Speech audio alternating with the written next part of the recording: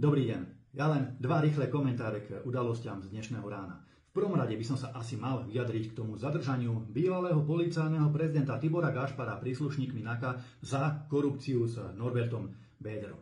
Padni komu padni a spravodlivosť by mala byť slepá. A ja som za to, aby sa vyšetrili aj korupčné kauzy a podozrenia bývalých vlád.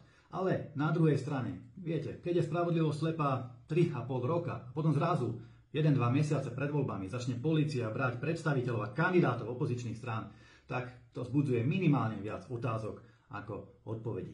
Druhá vec, ktorá je podľa môjho názoru podstatnejšia, pretože sa týka celého Slovenska, všetkých Slovákov, je rozhodnutie dočasne povereného premiéra Ódora zriadiť na úrade vlády odbor pre stabilizáciu a obnovu Ukrajiny, tak presne sa volá, ktorý má spadať priamo pod jeho kanceláriu. Tento odbor, povedzme si rovno, nebude nič iné ako pelech pre mimovládkarov, ktorí budú len hľadať spôsoby, ako Zelenskému poslať ešte viac peňazí a ešte viac zbraní. Ja si myslím, že Slovensko, Slováci pomohli Ukrajincom humanitárne aj vojensky už habadej a je najvyšší čas radšej zriadiť odbor pre obnovu Slovenskej republiky. Je zarážajúce, že táto Čaputová vláda bez problémov našla 21 miliónov eur pre Sorošovú nadáciu otvorenej spoločnosti, ale nevie doteraz nájsť peniaze pre pediatrov alebo peniaze pre samosprávy.